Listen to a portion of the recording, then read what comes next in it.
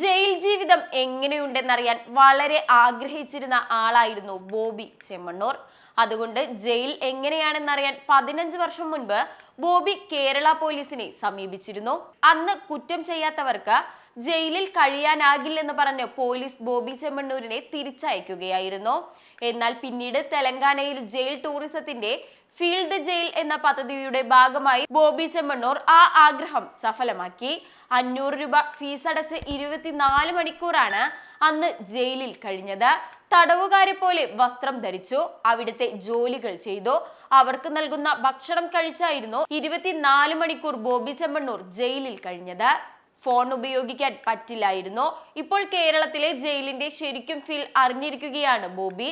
അന്ന് ജയിലിൽ കിടക്കാൻ 500 രൂപയാണ് മുടക്കിയതെങ്കിൽ ഇന്ന് ജയിലിൽ ശിക്ഷ ഒഴിവാക്കാൻ ലക്ഷങ്ങൾ മുടക്കിയിട്ടും വമ്പൻ വക്കീലിനെ കളത്തിലിറക്കിയിട്ടും അതിന് സാധിക്കുന്നുമില്ല. ബോബി ചെമ്മണ്ണൂരിന്റെ ഒരു വീഡിയോയിൽ പ്രചരിക്കുന്നത് 10,000 ഗേൾ ഫ്രണ്ട്സ് ഉണ്ടെന്നാണ്. ഇക്കാര്യം ഒരു റിപ്പോർട്ടർ ബോബിയോട് ചോദിച്ചപ്പോൾ പറഞ്ഞ മറുപടി ഇങ്ങനെയായിരുന്നു: ഞാൻ 1ാം ക്ലാസ് മുതൽ ദിവസേന ഓരോ പെൺകുട്ടിയെ വെച്ച് പ്രേമിച്ചാൽ പോലും അത്രയ്ക്ക് വരുമോ എന്ന് സംശയമാണെന്ന്. എന്തായാലും അതെനിക്കൊരു റെക്കോർഡായി ഇരുന്നോട്ടെ എന്നും അദ്ദേഹം പറയുന്നു.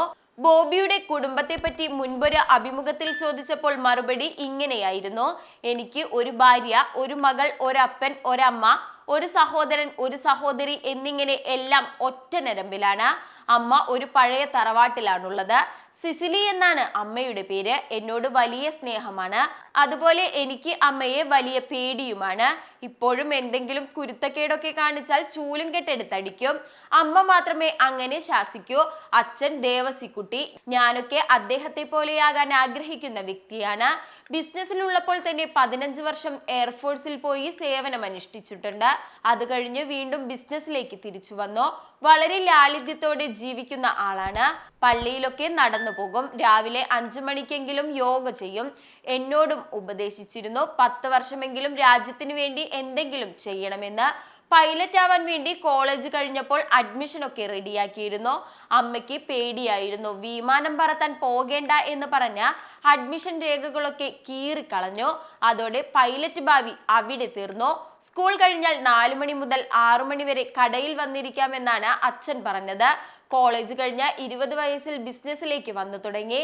ഞാൻ കുടുംബത്തിലെ മൂത്ത ആളാണ്. 22 വയസ്സായപ്പോൾ വിവാഹം കഴിഞ്ഞു. കുട്ടിയുണ്ടായി. ഉത്തരവാദിത്തങ്ങളൊക്കെ നേരത്തെ തീർത്തു വെച്ചു. ചെറുപ്പത്തിൽ സൈക്കിൾ വേണമെന്നായിരുന്നു ആഗ്രഹം. വലുതായപ്പോൾ ബൈക്ക്, കാറ്, ഹെലികോപ്റ്റർ ഇതൊക്കെ കിട്ടണമെന്നായി. ഇതെല്ലാം സാധിച്ചപ്പോൾ അതിന്റെ ത്രില്ലെല്ലാം പോയി.